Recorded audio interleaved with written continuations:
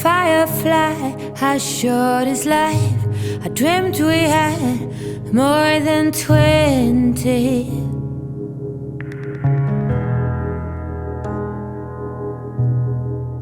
I'm back once again. I was going to edit this video and put it out tonight, but I just don't really have time. I plan on going back to work tomorrow. After a full month of being off, I'm kind of excited, but then I'm kind of not. It's confusing. I have something kind of exciting for me to share. It's exciting for me. I hope it is for you too. I'm at my storage, so because you're going to see that and that. Last night, well, I'll go back another night. I always do that to you. I apologize. 2 nights ago, I was in pain quite a bit with both hips, and for the last few days, I'm just like, I don't know if I can go much longer. I cannot be like this for the rest of my life. If this is what my future looks like, I don't know how I'm going to handle that. Then I went to bed that night, and I've had all this pressure on me for all these surgeries and the way I feel, and it's been really difficult on me. So I went to bed, and I was on my phone, and I don't know what brought this up. My last 3 dogs crossed over in a horrible, horrible way. My 3rd dog back didn't know what he had, took him to the vet, and he wanted to charge an arm and leg just to tell me what he had. He had a huge knot on his neck. He didn't eat, didn't drink for like 7 days. It was horrible. He lost a lot of weight. And I went to the bathroom. He was my Velcro. He stuck to me like Velcro. Actually, I've had 2 Velcros.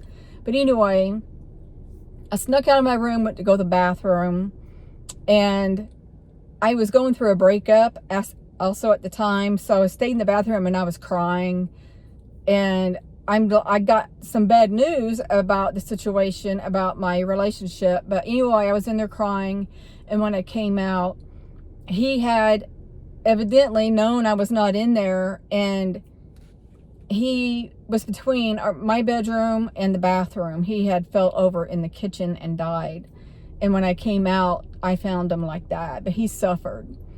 My last 2 dogs suffered. My Great Dane, his pancreas went bad, and I didn't know there was a 24/7 vet here. And then when it was like too late, I was told it was an arm and a leg.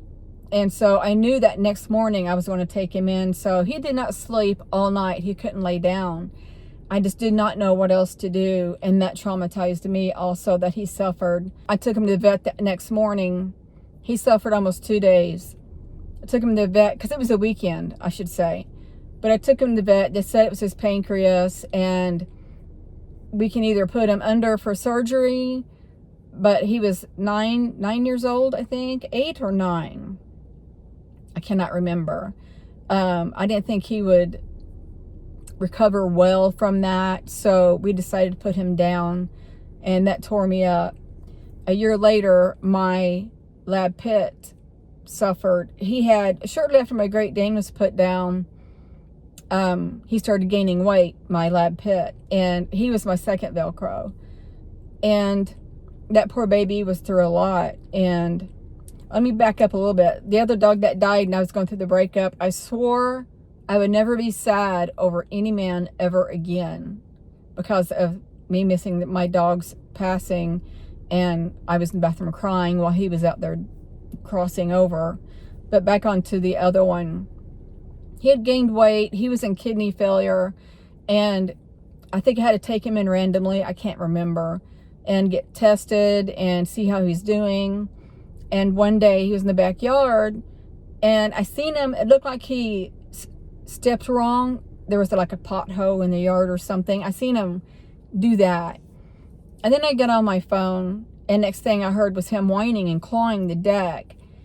He couldn't feel his back legs, and he was whining, and I still had the video, and it takes everything I have not to look at it because it was traumatizing. He kept peeing on himself. He couldn't pick himself up to stand anything. I had to get my kid's dad to get a long towel underneath him and lift him so we could bring him in. And I took him to the emergency vet that night. They gave him the wrong medicine. They gave him pain injection rather than a injection to put him to sleep, not down. He cried and whined nonstop for about 3 hours. And when they found out the mistake, the vet herself came in, gave him the shot herself to put him to sleep, and then the second shot to make him cross over. And when he was going to sleep, he let out this long whine that will forever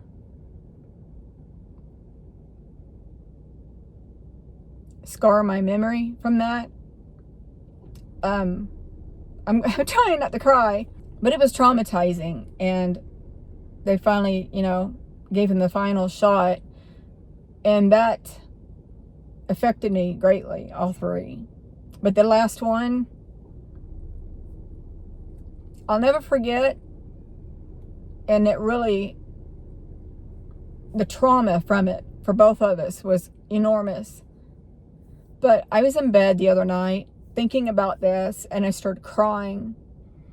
And as I stated, I was going through, I don't want to be in pain like this the rest of my life. I'm going to be so restricted as time goes, etc., etc. And I started crying. And I cried nonstop, practically for about 3 hours in bed. I would calm down and then cry, and then calm down and cry. And the crying was pretty severe, but I did it as quiet as possible because my kid's dad was in the living room on the couch sleeping. I didn't want to wake him up. I started begging my StarFamily again to come and please take me. I'm ready to go home. My life has been hard my whole entire life. I'm tired of being in pain mentally and physically. Life pertaining to my life and everybody around me affects me greatly. It seems to be more bad than good. Me being an empath doesn't help.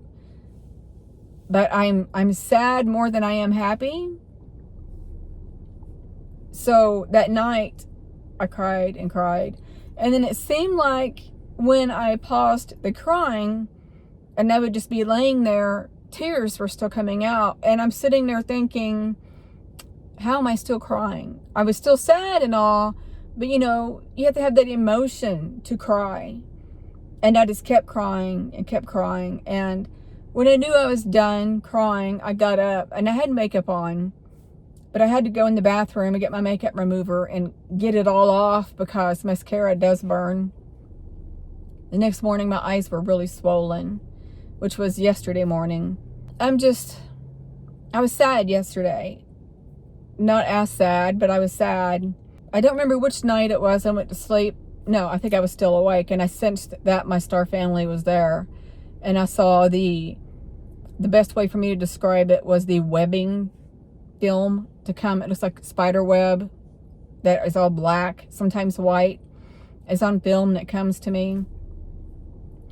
Well, as you know, most of you know, I've been kind of angry with my StarFamily. It's not their fault that they have abandoned me, in which they haven't. That's what I felt like. It gets tiring that when I open my eyes, they're not there much longer. They disappear.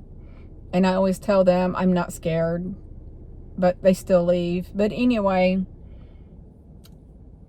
last night I was on my phone, and I had took my sleeping pills. And for some reason here lately, my sleeping pills don't work that much. So I'm on my phone. I felt them, and I saw the webbing, and I just thought, yeah, you're going to leave. So I just got back on my phone, and I started hearing little noises all in the room here and there. And I put the phone down just thinking they were gone, but they were still there. And I once again, said, why? You're going to leave. What's the point of me taking in this event knowing that it's very short-lived? Something that makes me so happy. I think I just kept on my phone 3 times of doing that. And I would take the phone being lit up and go around the room just to see do I see any entities around, but it was very short-lived. I didn't do it for a long time. And then the very last time, something told me, look. And so my phone was still lit up. I'm pretty sure it was. Now I'm thinking about this. It's really weird how I seen it, because I don't have TV. I usually fall asleep with the TV on. Our cable is still off, so we have no TV. And it takes me a lot to go to sleep with that. But anyway, at first I had my cell phone on, and I saw that they were still there, and I just kind of put the phone down on the bed. And then all of a sudden, this is going to be kind of hard to describe. It was so beautiful. It was so beautiful. I cannot express enough to you how beautiful this sight was. But I'm going to explain it in the best way I can, and I hope that at least maybe you can get a visual. From the ceiling, it looked like a rainbow of colors was coming down. And as it was coming down, I realized it looked like very thin metal. Very, very thin, polished metal. In circles, with it being hollow in the middle. And it was coming down, and all of this polished metal was like a rainbow all over. And it was coming down from the ceiling in all shapes and sizes toward me. And I'm just sitting there, just watching it, thinking, oh my God, this is so beautiful. And I remember blinking and trying to keep my eyes open, and I wasn't tired. I was fighting to keep my eyes open. And something came in my head, said, this is your city, this is your home. And I remember thinking, first, how is that my home? But today I was thinking about it, and I'm like, maybe the whole city is made that way, that my home looks like this. I tried, and it was like all of a sudden, just bam, my eyes got so heavy, and I fought to keep them open. And I'm just admiring this beauty coming in at me. And it stopped to a point, because it wasn't going to come real close to me. I put my hand up, and I don't remember feeling anything. And I remember saying, if I need to sit up or come toward you, let me know and I will, because I don't want you to leave. And then my eyes got heavy and I went to sleep. It was so beautiful, but that's not all.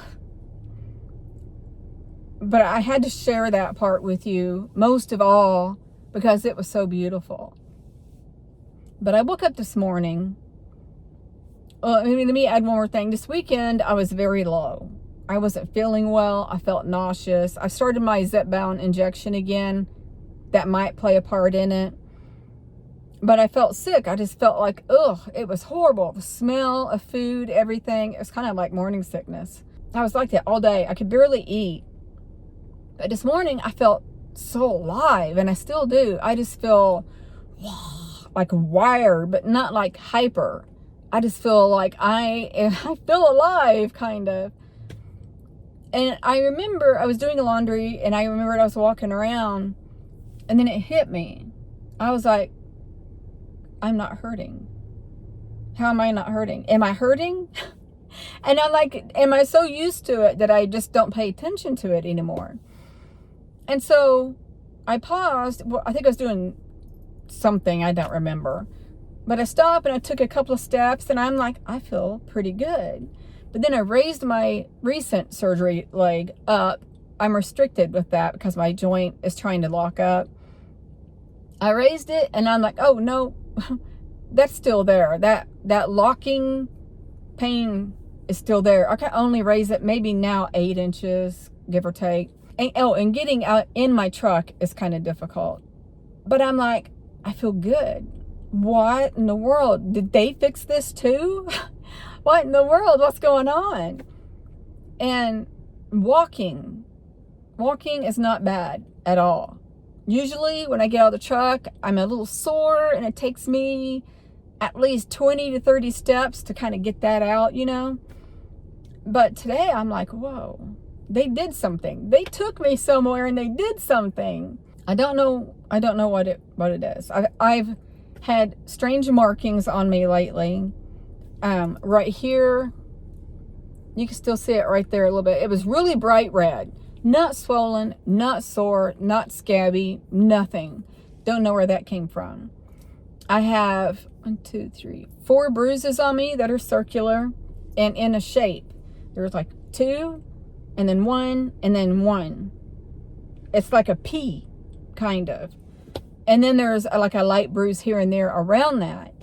And that's on the inside of my thigh. I was using the restroom and I looked down and I did a double take. I'm like, what in the world? What's that?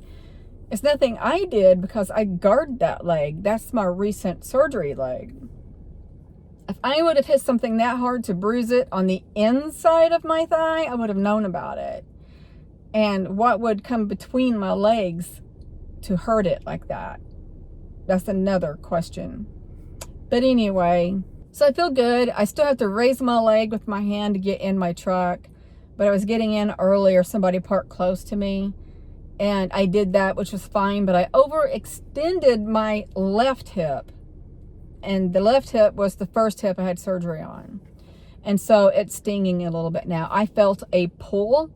And it felt like a rip too, but I'm pretty sure it was just a pull because it's healed enough where it's not going to rip. But I feel so good today. I cannot express that enough. I haven't felt this good in a very long time. This pain that I've been going through with my hips, I'm here to tell you it's bad. It's really, really bad. October, November, December, January. 8 months ago was my left hip surgery, and it still hurts if I walk too much. Or if I don't walk a little, just starting walking hurts. But it affects you greatly, mentally.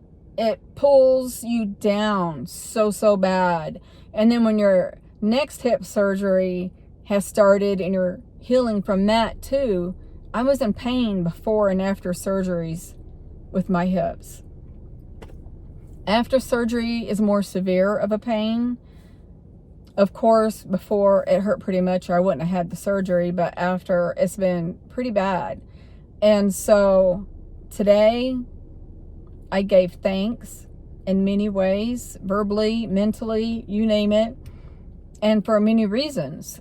For my last night's visit, for how I feel today mentally and physically, I cannot give thanks enough. As the day progressed, I'm like, I can make a video. I can do a video with this information. I've been wanting to do a video the last couple of days, but as I've just stated, I was mentally very, very low. But I feel great today. Tomorrow I'll go to work. This weekend, I had major anxiety about going to work. Major anxiety because of my memory. I've had some really bad issues with my memory for work. But today, I'm fine. I'm ready to go to work. It's like, I'm there. And thank God, because I was getting pretty bad anxiety attacks just thinking about that. I should say, well, panic attacks, anxiety attacks. I don't know. I don't really define anything like that, but it's the best way to describe it. I really have to grab my mental part of me when that happens and do slow and deep breathing and just calm myself. It's really difficult. But this weekend, I've had quite a few thinking about going back to work. I'm so lucky that I have the Star family that I have. And you have one too. Just so you know, all of us starseeds and light workers have star families. The humans, they have human families, if that makes sense. Soul families. I don't know enough on that side to say that for sure, but I do know that humans reincarnate as humans more often than anything, and that's all I know about that. But we all have guides. We all have soul family, whether it be star seeds or star family or humans, soul family, whichever. We all have them, and you all can talk to them. They're always waiting there. They cannot interfere unless you ask. And if they don't do what you ask, that it's in your best interest that it not be done. Remember that. So if you say, hey, I want to go to Las Vegas tomorrow so bad, which that's kind of silly, and you don't go, but you tell your soul family, star family, you really want to go help you, and you don't go, then it was not in your best interest. So be grateful that they did not do that for you, because something bad could have happened. So I am going to get off of here. I have to get in my storage real quick. I need to get cables that I forgot for my DVD player so I can watch TV and get movies. I love you guys more that you know, and I hope it shifts your soul immensely. And I'm going to send all of you love, light, and peace. Bye.